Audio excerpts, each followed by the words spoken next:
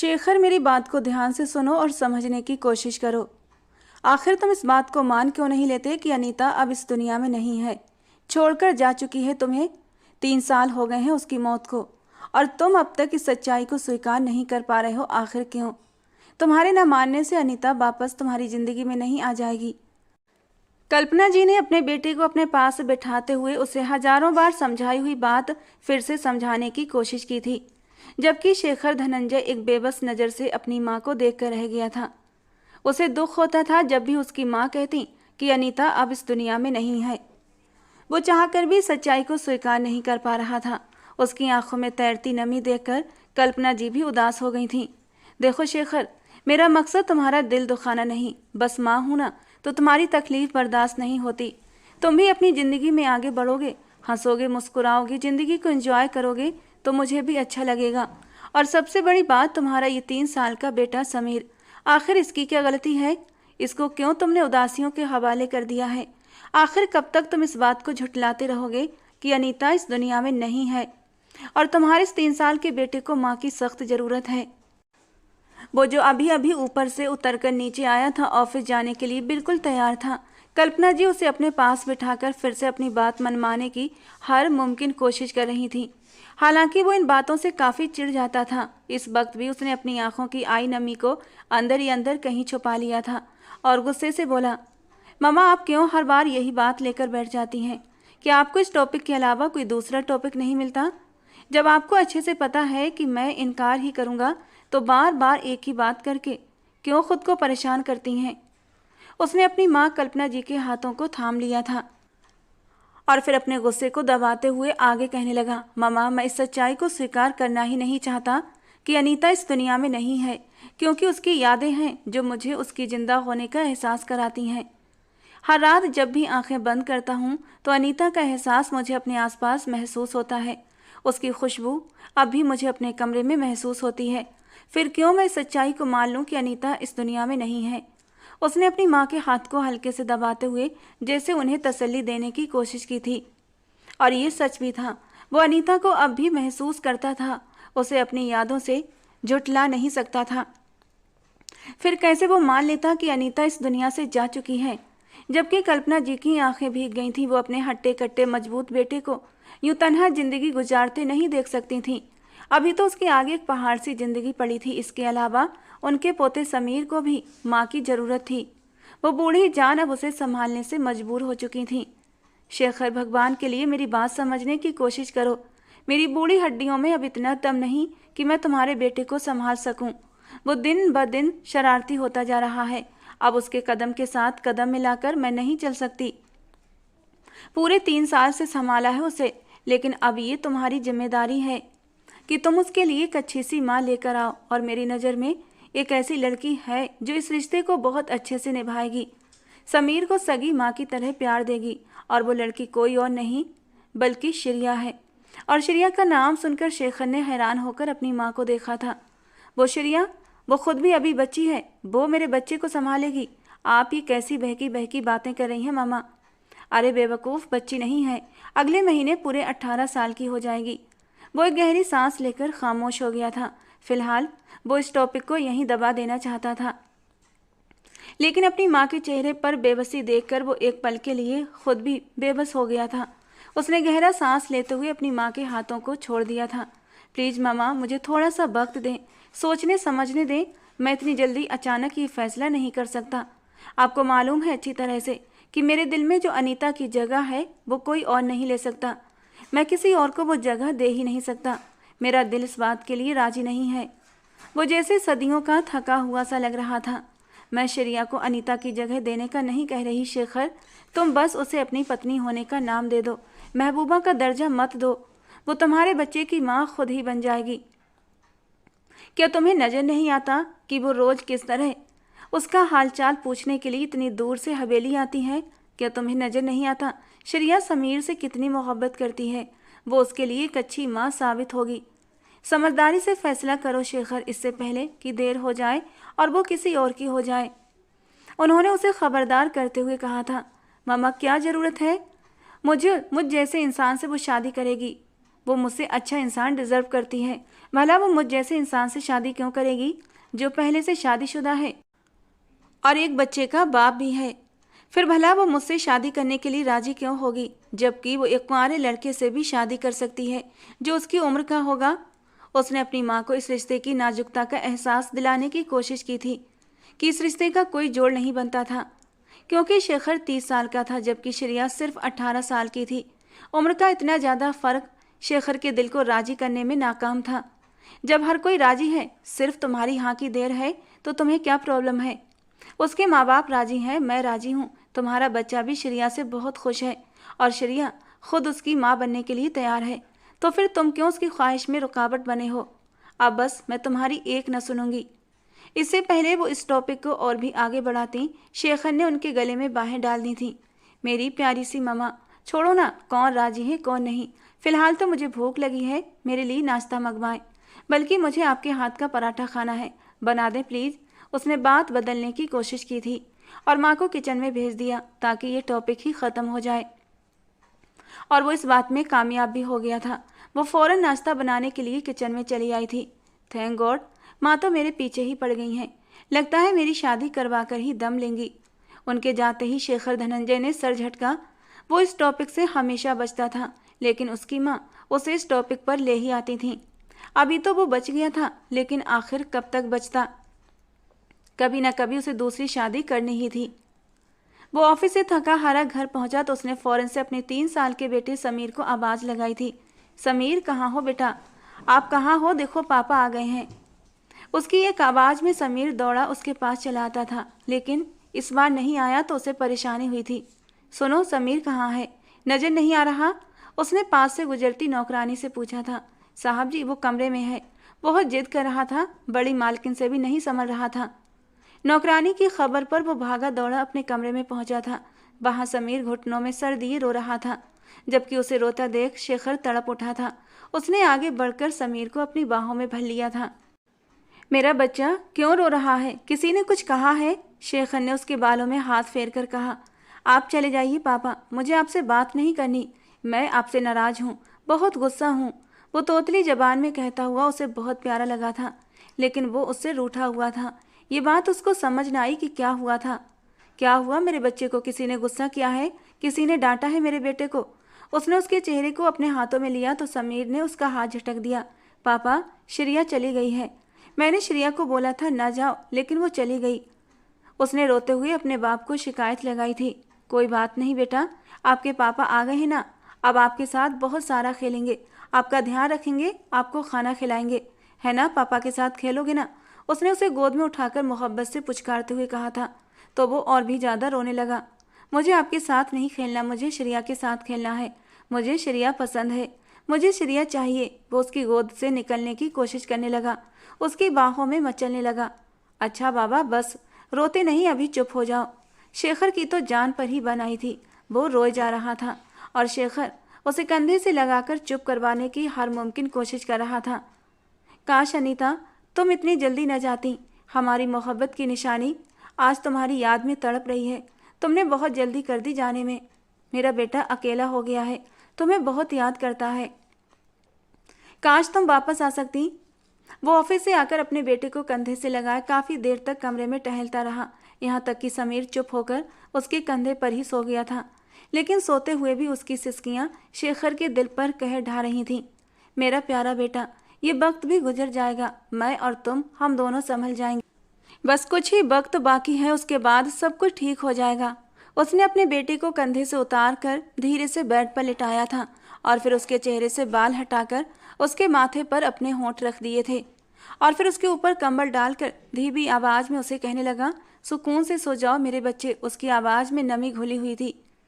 बस अब बहुत हो गया, मैं देख रही हूँ तुम बेबस हो, लेकिन अपनी अना के हाथों तुम चुप हो, लेकिन अब मैं और बर्दाश्त नहीं कर सकती। उन दोनों बाप बेटों की ये हालत दरवाजे में खड़ी कल्पना जी ने गौर से देखी थी और ख़ुद से वादा कर लिया कि अब इन दोनों बाप बेटों को यूं तन्हा नहीं देख सकती। एक पक्के इरादे के साथ वो वापस पलट गईं। हाँ बस, अब आप जल्दी से हमें शादी की तारीख दे दें, हमें बेसब्री से इंतज़ार है कि श्रेया हमारे घर में दुल्हन बनकर आ जाए। समीर का अब उसके बगैर गुजारा नहीं, वो रो रो कर सोता है, मेरा दिल जलता है। वो फ़ोन पर किसी से बात कर रही थी कि शेखर सुबह सुबह नाश्ते की मेज़ पर आया था, लेकिन उनकी बातचीत पर जैसे उसके कदम जम से गए थे। जी जी बिल्कुल, हम सब सादगी से करना चाहते हैं। बस एक छोटा सा फंक्शन होगा, घर के ही लोग होंगे और दोनों की शादी करवा देंगे। आप फिक्र ना करें, हम उसका बहुत ध्यान रखेंगे। बस उसे हमारे समीर का ध्यान रखना पड़ेगा। और फिर समीर भी तो उससे कितना प्यार करता है, उसे बिल्कुल अपनी माँ की तरह मानता है, उसके बगैर नहीं रहना चाहता। वो मुस्कुराकर सामने फ़ोन पर किसी से कह रही थी और शेखर का दिल चाहा कि वो फ़ोन का कनेक्शन ही कट कर दे। जी जी बिल्कुल, अगले हफ्ते की तारीख सही रहेगी, संडे का दिन होगा, शेखर की भी छुट्टी होगी। आपको कोई एतराज़ तो नहीं ना इस रिश्ते पर? वो जैसे किसी से मुस्कुराकर पूछ रही थी और शेखर हैरानी से पत्थर बना उन्हें देखता रह गया था। ये क्या कर बैठी हैं आप? आपने मुझसे पूछना भी गवारा नहीं किया? गुस्से में कुर्सी खींचकर वो बैठते हुए बोला था। उसकी आवाज़ में एक सदमा था। तुमसे नहीं पूछा? ये बात तो सरासर गलत है। कई दिनों से तुमसे पूछ रही हूँ, हर बार की तरह तुम्हारा जवाब ना में होता है, और अब मुझे जो सही लगा मैंने वही किया है। कल्पना जी अब थक चुकी थीं। लेकिन मामा, आपका ये फैसला मुझे मंजूर नहीं। आप अभी के अभी उन्हें फ़ोन करें और उन्हें मना कर दें। समीर को मैं खुद संभालूंगा, और उस लड़की को मना कर दें वो यहाँ ना आया करे। वो आती है, समीर के साथ कुछ टाइम खेलती है, फिर उसे यूं ही तड़पता छोड़कर चली जाती है। कुछ दिन उसकी याद में रोएगा, फिर बहल जाएगा, और फिर उस लड़की को याद नहीं करेगा। मैं संभाल लूंगा अपने बेटे को। तो कल्पना जी उसे देख कर रह गई थी। मुझे साफ तौर पर दिखाई दे रहा है कि तुम कल किस तरह ऑफिस से आकर उसे संभालने में परेशान हो रहे थे, और वो श्रेया श्रेया की रट लगाए हुए था। ऐसे में तुम ये कैसे कह सकते हो कि मैं अब तुम्हारी बात सुनूंगी? और श्रेया यहाँ आती है तो मेरा भी मन लग जाता है। पूरा दिन वो समीर को संभालती है। तुम्हें पता है मुझे कितनी आसानी रहती है। अगर श्रेया एक दिन ना आए तो समीर मेरी नाक में दम कर देता है। अगले हफ्ते संडे को तुम्हारी और उसकी शादी है। बस अब मैं तुम्हारी एक नहीं सुनूंगी। अपनी बात कहकर वो रुकी नहीं थी। ये नहीं हो सकता श्रेया, तुम अनीता की जगह नहीं ले सकती। तुम ऐसा नहीं कर सकती, तुम्हें इनकार करना होगा। उसने सोचते हुई निगाहों से सामने की ओर देखा था जहां उसकी माँ गई थी। वो तेजी से वापस पलटा और उसकी मंजिल अब श्रेया का घर थी। वो उसे बाहरी पौधों को पानी देते हुए नजर आ गई थी। हरे भरे पौधों के बीच वो खुद एक नया नया खिलता गुलाब लग रही थी। कमसिन मासूम, उसके बाल हवा में लहरा रहे थे जैसे उसकी पीठ पर कोई झरना बह रहा हो। कोई शक नहीं था कि वो लड़की ऐसी खूबसूरती रखती थी कि कोई भी उसका दीवाना हो जाता। लेकिन शेखर उसकी खूबसूरती से दीवाना नहीं हो रहा था, क्योंकि उसके दिल में तो अनीता की यादें छुपी बैठी थीं। उसे देखते ही उसे गुस्सा आया था। वो गुस्से से एक एक कदम जमाता हुआ उसके पास पहुंचा था, और इससे पहले कि वो कुछ समझ पाती उसने उसे बाजू से पकड़कर सख्ती से दबोचा था। तुम्हारी प्रॉब्लम क्या है? क्या तुम्हें कोई बात समझ नहीं आती कि तुम मेरे समीर से दूर रहा करो? तुम्हें कितनी बार समझाया है, लेकिन नहीं, तुम्हें शायद मेरी दौलत से बहुत ज़्यादा प्यार है, तभी तो तुम समीर के जरिए मेरी ज़िंदगी में शामिल होना चाहती हो। हर वक्त उसके आसपास घूमती रहती हो ताकि मैं तुम्हें अपना बना लूँ। उसके नरम बाजुओं में अपनी उंगलियां दबाता हुआ वो सख्त आवाज़ में बोला था, जबकि वो डरकर उसे देखने लगी। नहीं नहीं शेखर जी, ऐसी कोई बात नहीं है। मैं तो समीर, वो डर के मारे इतना ही कह पाई थी। अगर ऐसी बात नहीं है तो कैसी बात है? अगर तुम्हें अपनी इज्जत प्यारी है और इतनी ही तुम्हारे अंदर गैरत मौजूद है, तो तुम अभी के अभी मेरी माँ को फ़ोन करके इस शादी के लिए इनकार करोगी। मैं ये शादी नहीं कर सकता, क्योंकि ये शादी सिर्फ और सिर्फ एक नुकसान है तुम्हारे लिए। तुम मेरी बीवी अनीता की जगह कभी नहीं ले सकोगी। पूरी ज़िंदगी तुम्हारी मेरी मोहब्बत और संगत के लिए तड़पते हुए गुजर जाएगी, लेकिन तुम मुझे कभी पा नहीं सकोगी, और ना ही तुम मेरे बेटे समीर की माँ बन सकती हो। मैं तुम्हें कभी ये हक दे ही नहीं सकता। अब फैसला तुम्हारे हाथ में है। तुम्हें मेरी ज़िंदगी में दाखिल होकर जिल्लत, रुसवाई, तन्हाई उठानी है, या फिर अपनी ज़िंदगी में खुशियों के रंग भरने हैं। फैसला कर लेना।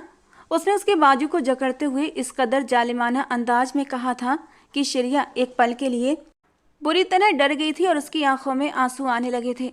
आप क्या समझते हैं कि मैं आपके चिल्लाने और धमकाने से डर जाऊंगी? मैं ऐसा कुछ भी नहीं करूंगी जैसा आप कह रहे हैं। ये फैसला बड़ों ने किया है और मैं बड़ों के फैसलों के खिलाफ नहीं जाऊंगी। ये मेरे माँ बाप का फैसला है और इस फैसले से मेरा अपना कोई लेना देना नहीं है।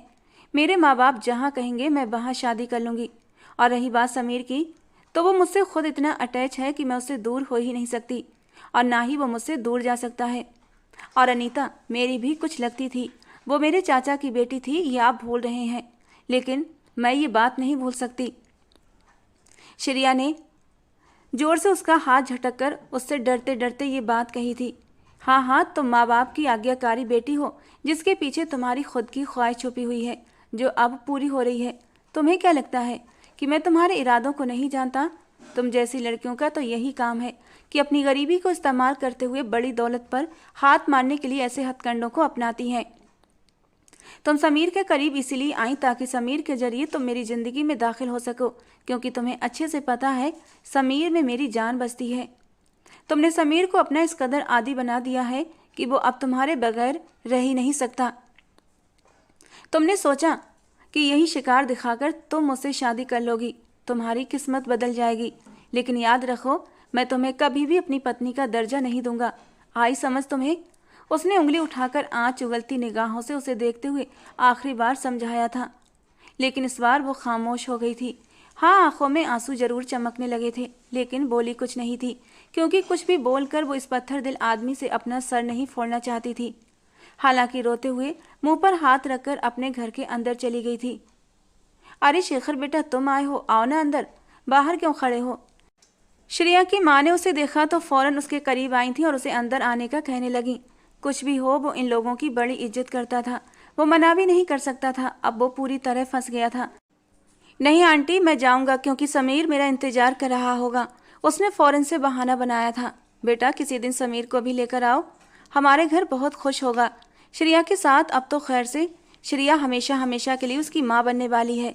देखना, तुम उसे ये खबर सुनाओगे कि तुम श्रेया को हमेशा हमेशा के लिए उसकी ज़िंदगी में उसकी माँ बनाकर ला रहे हो, तो वो बहुत खुश होगा।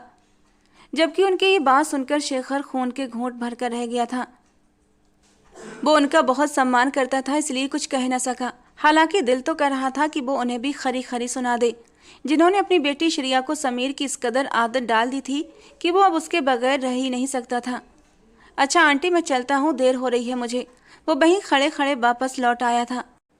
उसका दिमाग घूम कर रह गया था। पहले श्रेया की बात और फिर उसकी माँ की बातें।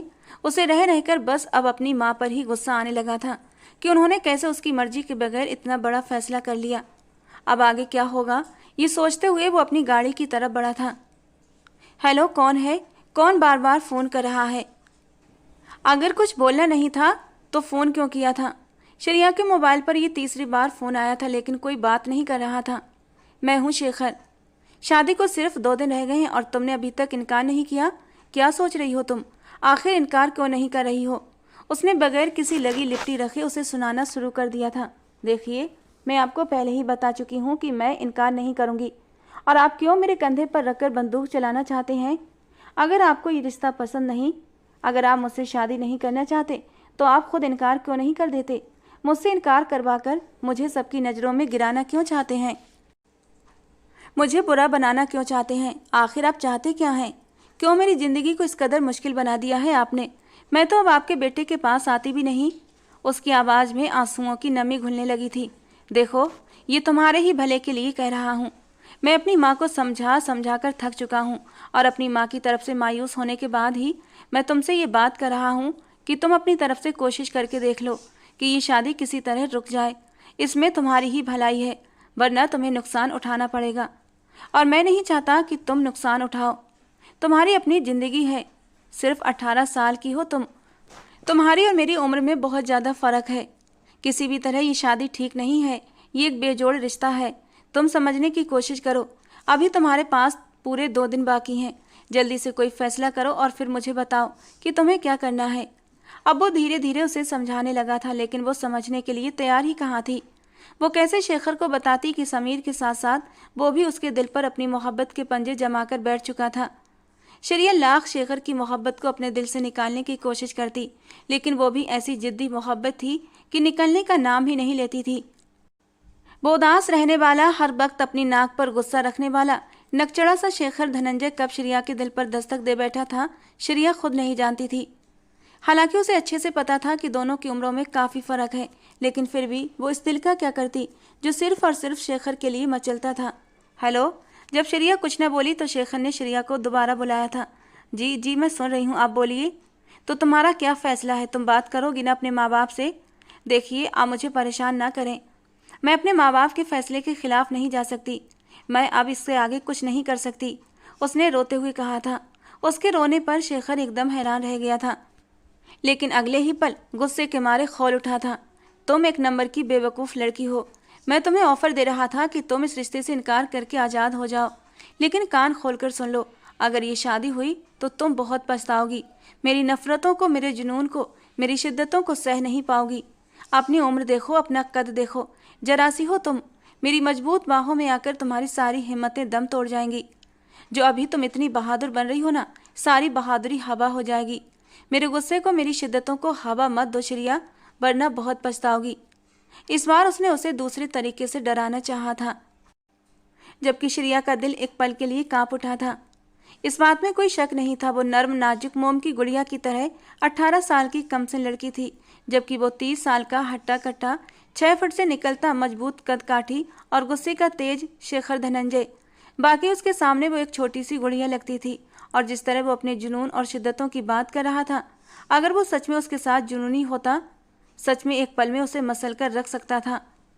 ये सोचकर उसके पूरे बदन में एक झुरझुरी सी आई थी, लेकिन फिर भी उसने हिम्मत करके कह दिया कि मैं आपकी धमकियों से डरने वाली नहीं हूँ। आप इंसान हैं, कोई जानवर नहीं, जो मैं आपका जुनून और आपकी शिद्दतों को से डर जाऊंगी। 18 साल की हूँ, कोई बच्ची नहीं। मुझे भी पता है कि पति पत्नी का रिश्ता क्या होता है और शादी के बाद पति पत्नी अपने रिश्ते की शुरुआत कैसे करते हैं। उसने अपनी तरफ से बड़ी ही समझदारी वाली बात कही थी, जबकि दिल तो जोर जोर से धक धक कर रहा था। उसकी बात पर शेखर के लबों पर एक हल्की सी तंजिया मुस्कान आई थी। ये लड़की शायद उसको समझ ही नहीं पा रही थी। वो ऐसा ही था, अपनी मोहब्बतों को लेकर जुनून से भरा हुआ। उसके दिमाग में अनीता का चेहरा आया था। शादी की पहली रात उसके जुनून को देखकर वो डर गई थी, लेकिन उसने उसे बड़े ही प्यार से संभाला था, अपनी बाहों में समेटा था और धीरे धीरे अपने जुनून को उस पर लुटाता हुआ उसे मदहोश कर गया था। और फिर अनीता को भी उसके जुनून की आदत लगने लगी थी।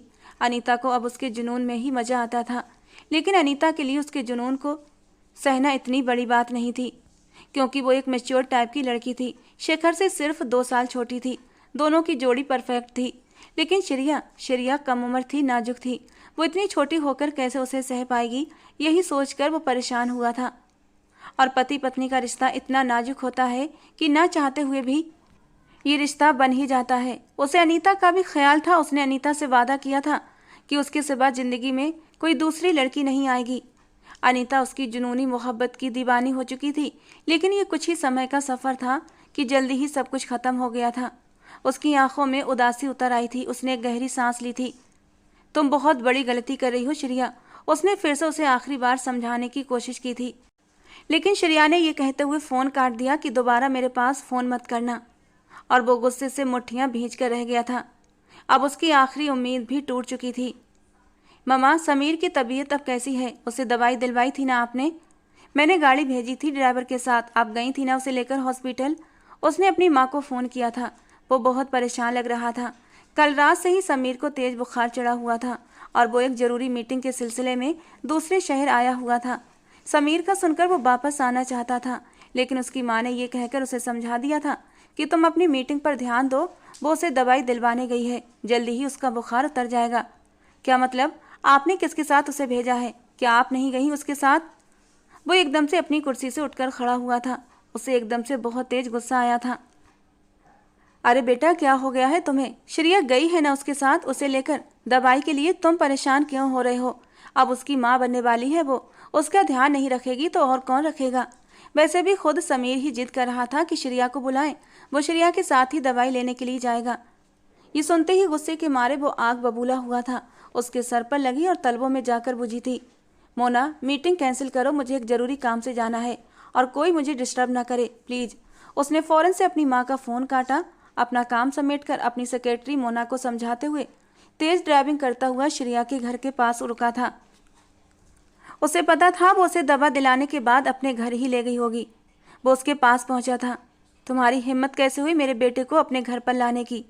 वो इस वक्त उसके साथ ही उसके कमरे में मौजूद थी और उसके सर पर पट्टियां रख रही थी कि अचानक वो उसके सर पर जाकर जोर से चिल्लाया था, ये आप क्या कर रहे हैं? धीरे बात करें, वो बच्चा है, डर जाएगा और उसकी तबीयत ठीक नहीं है। अब तुम मुझे सिखाओगी कि मुझे कब, कहाँ और कैसे बात करनी है। उसकी आंखों में आग निकल रही थी। देखिए, आपको जो भी बात करनी है आप बाहर चलकर करें। इस वक्त समीर की तबीयत ठीक नहीं है, अभी अभी सोया है दवा खाने के बाद, और आप उसके सर पर खड़े होकर चिल्ला रहे हैं। वो उसका हाथ पकड़कर रूम से बाहर ले आई थी। शेखर ने देखा श्रेया अब काफ़ी हद तक निडर हो चुकी थी। क्या उसके अंदर से उसका डर खत्म हो गया था? किसकी इजाज़त से तुम मेरे बेटे को दवा दिलाने के लिए लेकर गई थी? मैंने तुमसे कहा था कि तुम मुझसे और मेरे बेटे से दूर रहा करो, लेकिन तुम कोई बात समझने के लिए तैयार नहीं हो। ओ हेलो, वो सिर्फ आपका बेटा नहीं है, मेरा भी बेटा है। उसने बहुत ही हक जताने वाले अंदाज में शेखर को गुस्सा दिलाया था। तुम्हारा बेटा? तुम्हारा दिमाग तो खराब नहीं हो गया? तुम्हें किसने ये हक दे दिया कि तुम मेरे बेटे को अपना बेटा कहो? ये हक मुझे बड़ों ने दिया है, समझे तुम? और ये हक तुम मुझसे छीन नहीं सकते। जल्दी ही मैं उसकी माँ बनने वाली हूँ। उसने शर्माने की नाकाम एक्टिंग की थी और उसका ये अंदाज देखकर शेखर गुस्से से आग बबूला हुआ था। वो गुस्से से दांत किचकिचाता हुआ उसकी तरफ बढ़ा था कि अंदर से समीर के रोने की आवाज़ आई थी। वो जल्दी से भागकर अंदर गई तो देखा समीर बेड पर बैठकर रो रहा था, जबकि श्रेया ने आगे बढ़कर उसे अपनी बाहों में समेट लिया था। क्या हुआ समीर बच्चे, आप रो क्यों रहे हैं? मैं हूं ना आपके पास, मैं कहीं नहीं गई। वो प्यार से उसे थपथपाते हुए कहने लगी, लेकिन शेखर हैरान रह गया था। समीर भी जैसे श्रेया के पास आकर एकदम चुप हो गया था और उसके गले लगकर उसके कंधे पर सर रखकर सो गया था। शेखर ये मंजर देखकर दंग था। ये मंजर बहुत खूबसूरत और जिंदगी से भरपूर था। समीर को श्रेया से बहुत मोहब्बत थी और ये सबको देखकर शेखर को यकीन हो गया था कि भले वो मेरी बीवी बने या न बने, लेकिन शेखर के लिए एक अच्छी माँ जरूर बन सकती है। वो गहरा सांस लेते हुए उन दोनों को वहीं छोड़कर अपने घर लौट आया था। उसने अब अपनी सारी कोशिशें रद्द कर दी थीं शादी को रोकने की, और संडे के दिन एक बहुत ही छोटे से फंक्शन में वो शेखर के पहलू में सजी सबरी बैठी थी। शेखर से जब पंडित जी ने उसकी मांग में सिंदूर भरने के लिए कहा तो शेखर के हाथ कांप कर रह गए थे। उसने धुंधली आंखों से सामने देखा था, जहां उसे अनीता का धुंधला धुंधला सा चेहरा दिखाई दे रहा था। वो धीरे धीरे चलती हुई उसके करीब आ रही थी। शेखर, अब जबकि तुमने श्रेया से शादी करने का मन बना ही लिया है तो तुम्हारे हाथ क्यों कांप रहे हैं? आगे बढ़कर उसकी मांग में सिंदूर भर दो। उसने सामने खड़ी अनीता को देखा था, जिसकी आंखों में आंसुओं की नमी थी। अनीता, मैं तुम्हारी जगह किसी को नहीं दे सकता। शेखर की आंखों में भी आंसू झिलमिलाने लगे थे। समीर के लिए, हमारी मोहब्बत की निशानी के लिए तुम्हें ये करना पड़ेगा शेखर। अगर तुम्हें लगता है कि तुम श्रेया को अपनी ज़िंदगी में शामिल करके मेरे साथ गलत कर रहे हो तो ऐसा हरगिज नहीं है। अनीता ने उसके हाथ को अपने हाथों में लिया था और उसे तसल्ली देते हुए कहा, मुझसे नहीं होगा अनीता, ये बहुत मुश्किल है। शेखर की आंखों से 2 आंसू टूट कर गिरे थे।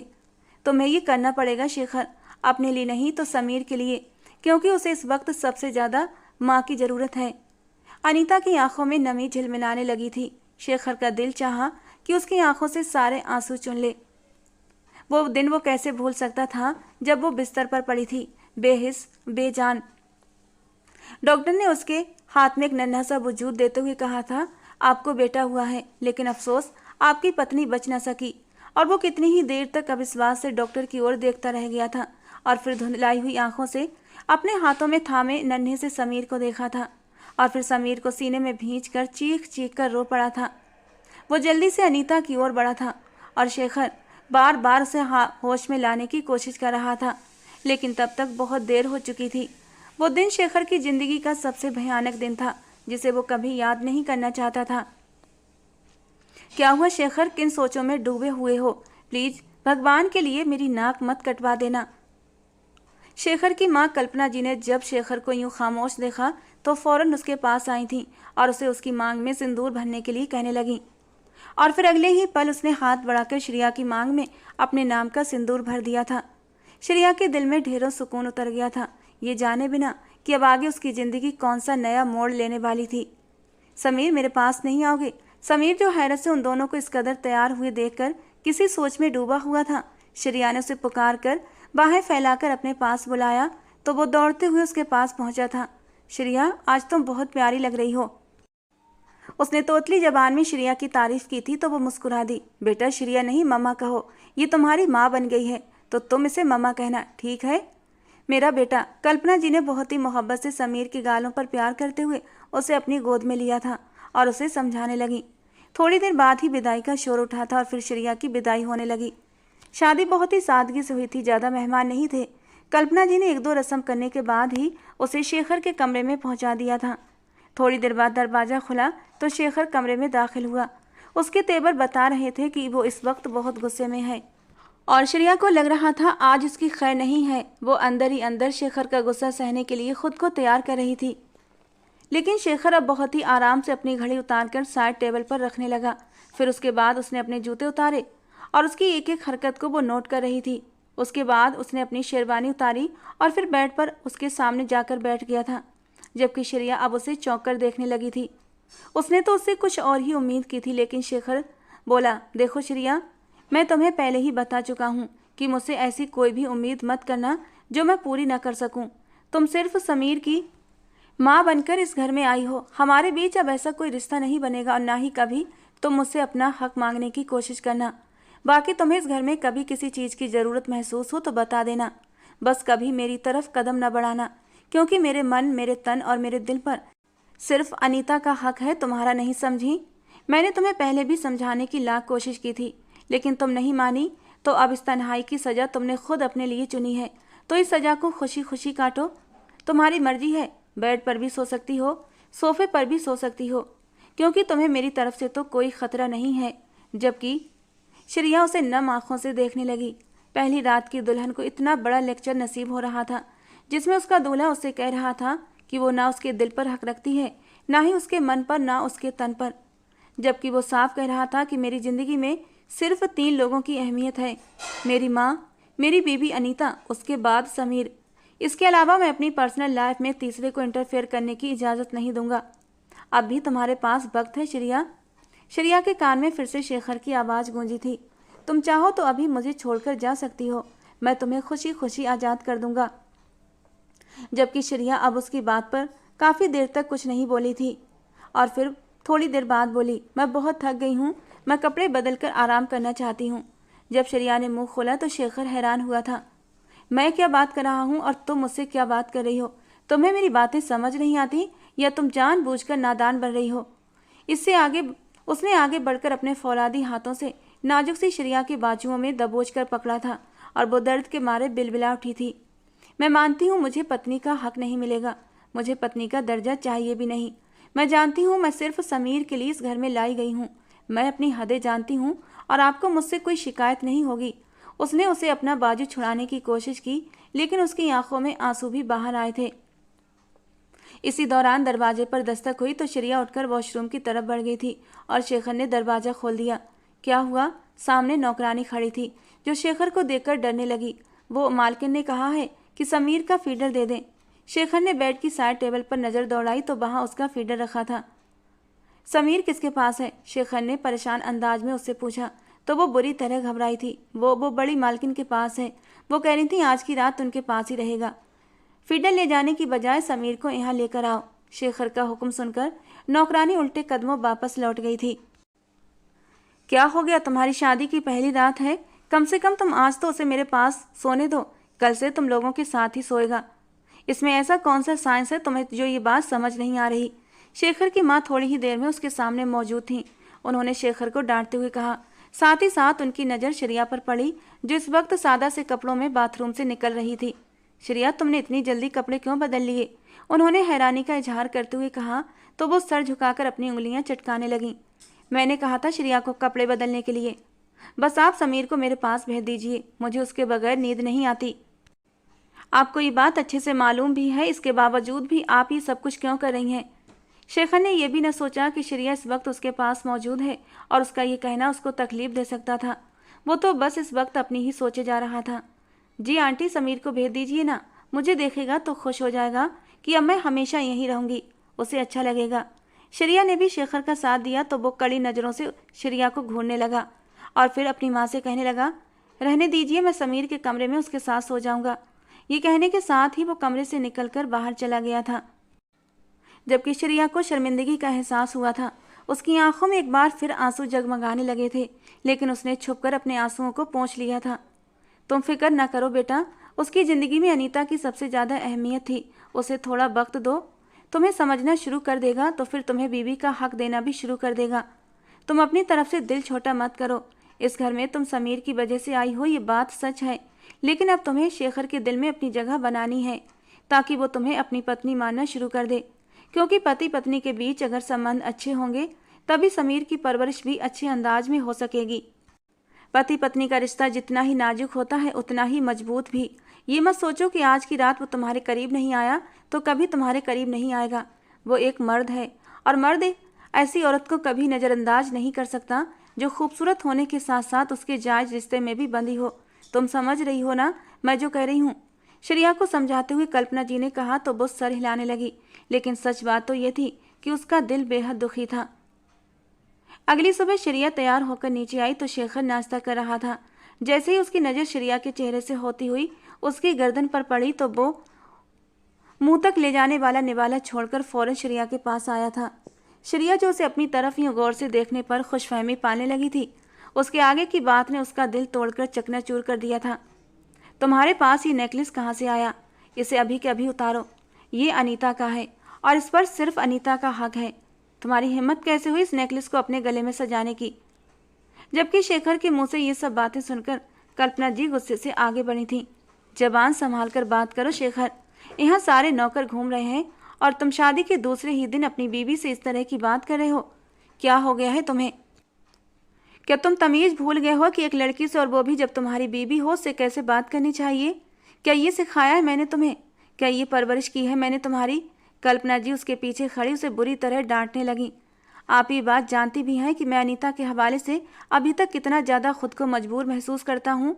इस सब के बावजूद भी आपने उसकी पर्सनल चीज़ें जो मैंने उससे अपने हाथों से ख़रीद कर दी थी, आपने उसके हवाले कैसे कर दी? शेखर का गुस्सा ख़त्म होने का नाम ही नहीं ले रहा था। जबकि श्रेया को एक बार फिर से जोर का रोना आया था। उसने उसी वक्त नेकलेस उतार कर टेबल पर रख दिया और खुद भागते हुए ऊपर चली आई थी। समीर के कमरे से रोने की आवाज़ आ रही थी तो अपने आंसू पोंछते हुए वो जल्दी से समीर के कमरे की तरफ बढ़ी थी। Good morning Sameer. वो पलंग पर बैठकर रो रहा था। शायद उसे भूख लगी थी। भूख लगी है मेरे बेटे को, अभी फीडर बनाकर देती हूँ। अपना गम भूलकर उसने समीर को अपनी गोद में उठाकर चुप करवाना चाहा। श्रेया मेरे पास आ गई हो हमेशा के लिए।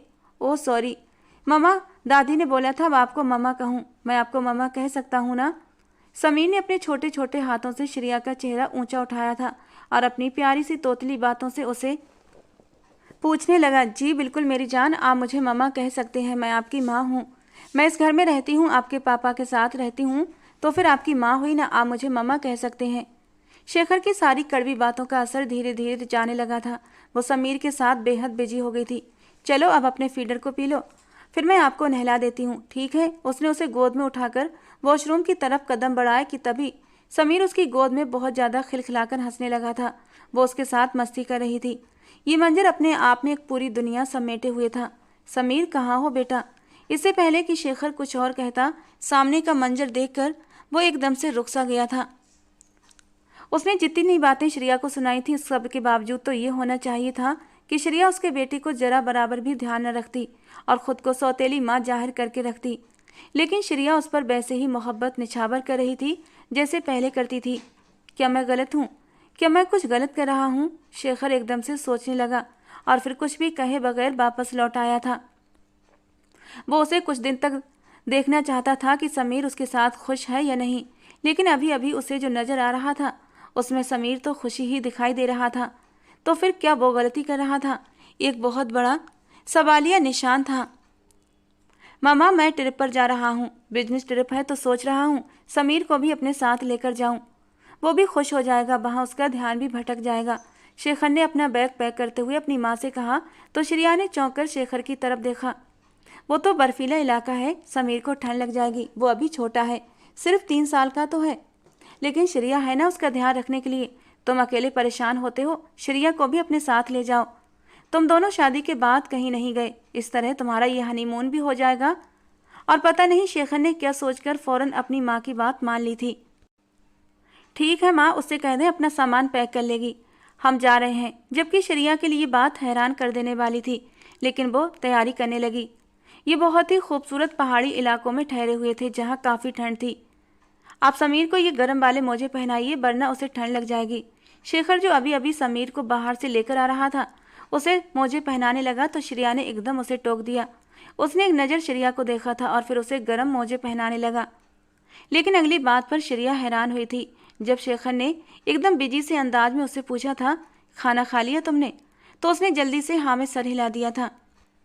समीर को भूख लगी होगी, आप उसके लिए ब्रेड वगैरह लेकर आए, मैं उसे सैंडविच बनाकर दूंगी। सैंडविच बहुत शौक से खाता है। शेखर को दिखाई दे रहा था कि 3 दिन में श्रेया ने समीर को अपना बेटा बना लिया था।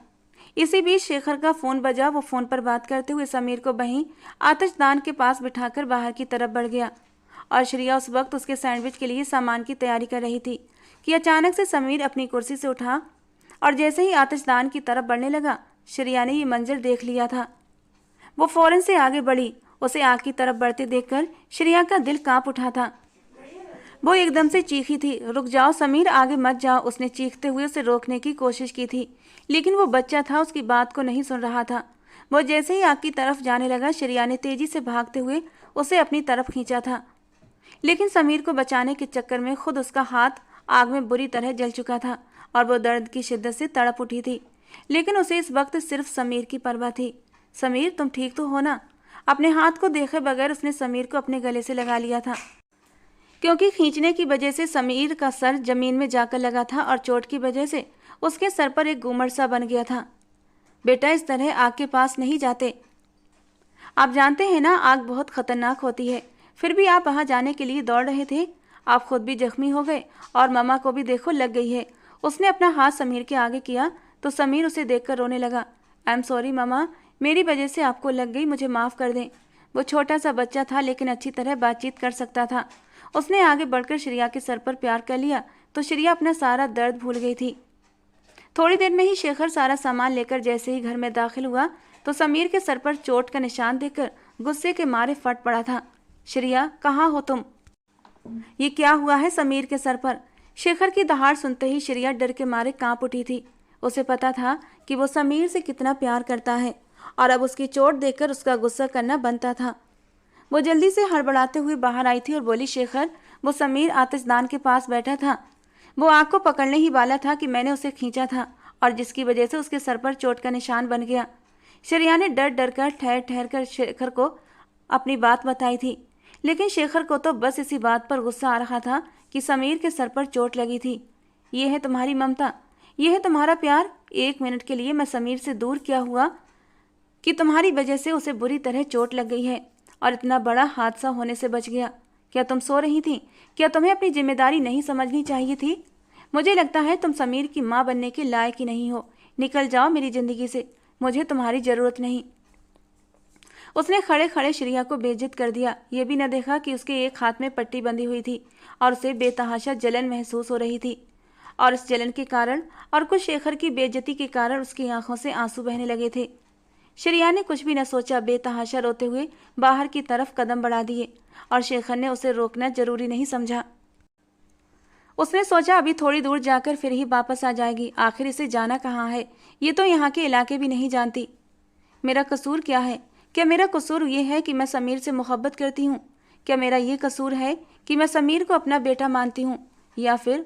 वो सोचते सोचते खामोश हुई थी और एक ठंडी सांस लेकर रह गई। आंखों से आंसू बह पड़े थे। नहीं श्रेया, तुम्हारा सबसे बड़ा कसूर ये है कि तुम शेखर से मोहब्बत कर बैठी हो, क्योंकि तुमने उस जालिम इंसान से वो मोहब्बत के काबिल ही नहीं है। वो रो पड़ी थी, फूट फूट कर रो पड़ी थी। मैं श्रेया हूँ, मैं अनीता नहीं। उसके दिल पर सिर्फ अनीता का राज है। इतनी ठंड में सिर्फ एक चादर खुद पर लपेटे वो बुरी तरह रोते हुए आगे बढ़ रही थी। उसे बिल्कुल भी अंदाजा नहीं था कि शेखर का रवैया उसके साथ इतना क्रूर होगा। यहाँ तक कि उसने तो उसका हाल भी न पूछा था। चलते चलते वो काफ़ी दूर निकल आई थी, यहाँ तक कि उसे एहसास हुआ वो कितनी बड़ी गलती कर चुकी है। बर्फ़ का एक तूफान उठा था और शायद हवाएं भी चलने लगी थीं। इस वीरान सुनसान इलाके में कोई भी ऐसा न था जहाँ वो पनाह लेती। मैडम जी, यहाँ बहुत ठंड है, आप यहाँ पर क्या कर रही हैं? क्या रास्ता भूल गई हैं? आप मुझे बताएं, मैं आपको आपके ठिकाने पर पहुँचा दूँगा। वहाँ एक ग्रुप के साथ कुछ गार्ड्स खड़े थे।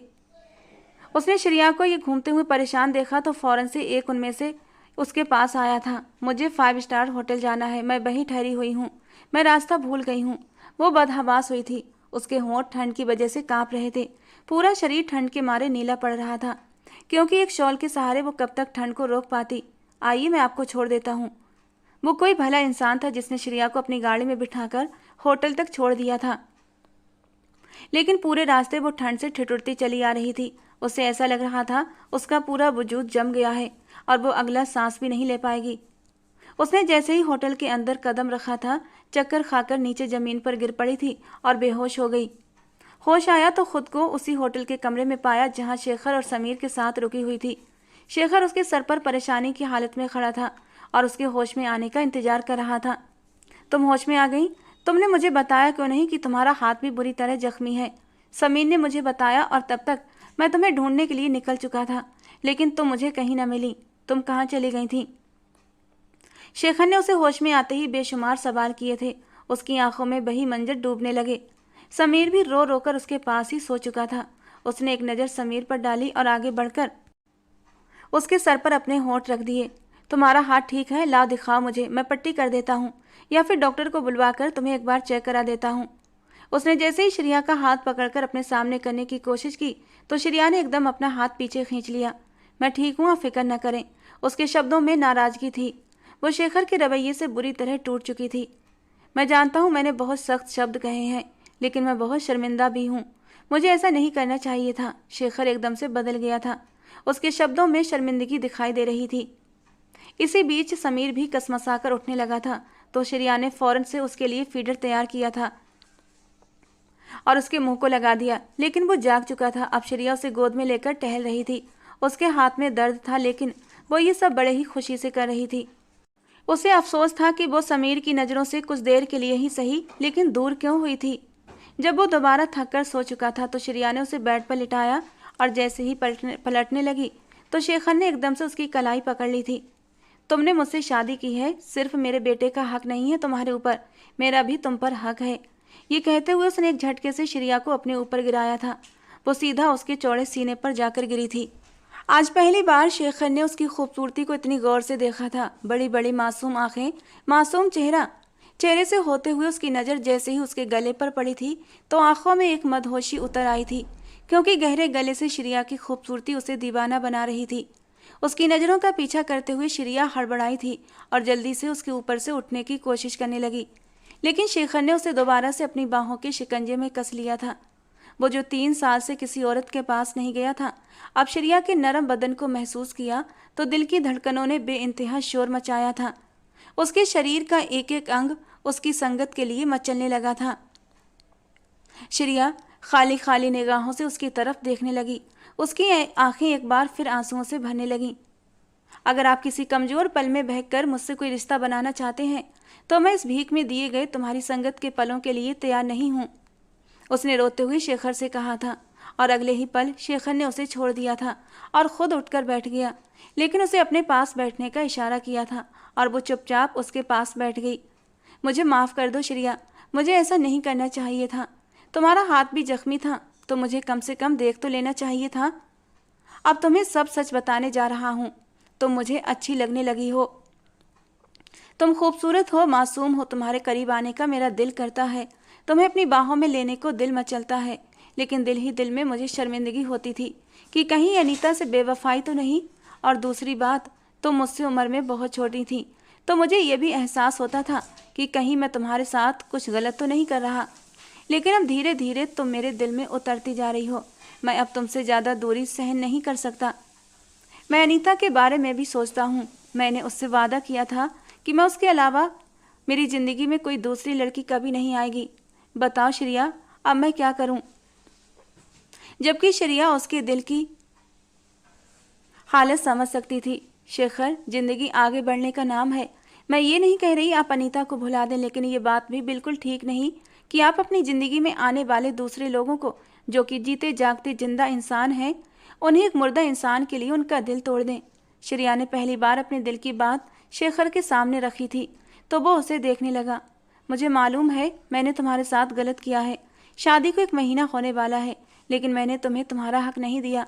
मैं अच्छी तरह जानता हूँ तुम समीर के लिए एक अच्छी माँ साबित हुई हो, लेकिन श्रेया, आज मेरा रवैया सच में तुम्हारे साथ गलत था। मुझे इस बात पर अफसोस है। मुझे तुमसे यूँ चले जाने के लिए नहीं कहना चाहिए था। उसने श्रेया का हाथ अपने हाथों में थाम कर उस पर धीरे धीरे अपना हाथ फेरकर अपनी गलती को स्वीकार किया था। तो मुझे अपनी ज़िंदगी में शामिल कर लो, हम दोनों एक नॉर्मल ज़िंदगी गुजार सकते हैं। मैं अब खुद इस जंग से थक चुका हूँ। शेखर हारा हुआ नजर आने लगा था। मैं आपके साथ एक नॉर्मल ज़िंदगी गुजारना चाहती हूँ, लेकिन शायद मैं कभी आपके दिल में जगह ना बना पाऊंगी। उसने अपना सर शेखर के सीने से टिकाया तो शेखर एक गहरा सांस लेकर रह गया था। ये गलत है श्रेया, अगर तुम मेरे दिल में जगह न बना पाती तो इस तरह तुम्हारे सामने बैठकर बात न कर रहा होता। शेखर ने उसके बाल सहलाते हुए कहा तो वो मुस्कुराकर उसे देखने लगी। क्या आप सच में दिल से मुझे अपनी पत्नी का हक और मान देना चाहते हैं? उसकी आंखों में आंखें डालकर वो सारा डर भुलाकर पूछने लगी थी।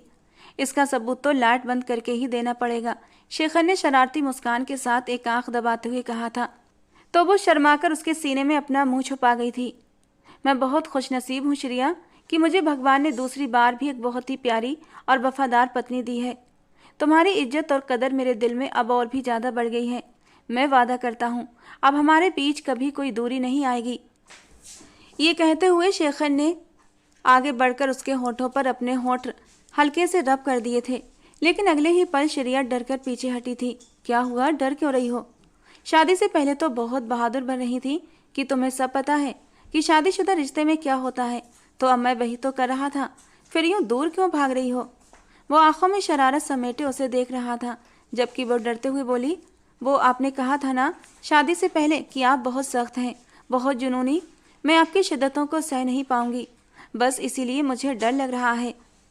जबकि उसकी बात सुनकर शेखर एक जोरदार कहकहा लगाकर हंस पड़ा था और खींचकर उसे अपनी बाहों में समेट लिया था। मेरी जान, मैं अपनी मोहब्बतों का जुनून तुम पर लुटाकर तुम्हें ही तो सुकून देना चाहता हूँ। मेरी मोहब्बतों की बेताबियों को महसूस करके देखो, तुम्हें तकलीफ नहीं बल्कि सुकून मिलेगा। ये कहकर वो बेताबी से उसके होठों पर झुका था और अपना जुनून, अपनी बेताबियाँ उस पर निछावर करने लगा था। पहले पहल श्रेया थोड़ा सा घबराई थी, लेकिन वो प्यार से उसे समेटता जा रहा था और अपनी 3 साल की बेताबियाँ उस पर निछावर कर रहा था। धीरे धीरे श्रेया को उसकी संगत में सुकून मिलने लगा था और उसने अपने आप को बहुत ही सुकून से उसके हवाले कर दिया था। सुबह वो बहुत ही प्यार से उसकी बाहों में सो रही थी। उसने एक नज़र श्रेया के मासूम चेहरे को देखा था। शेखर के दिल में जो पहले ये डर था कि वो बहुत छोटी है, शायद उसे सह ना पाएगी, गुजरी रात से उसका ये डर भी उसके दिल से निकल चुका था। वो उसके साथ पूरी तरह सेटिस्फाई थी, खुश थी और शेखर भी अपने अंदर तक सुकून उतरता महसूस कर रहा था। वो सोते हुए बहुत ही प्यारी लग रही थी। उसने आगे बढ़कर उसके माथे को चूम लिया था। आज वो उसे बहुत अपनी अपनी सी लग रही थी। उन दोनों के बीच के सारे फासले मिटते चले गए थे।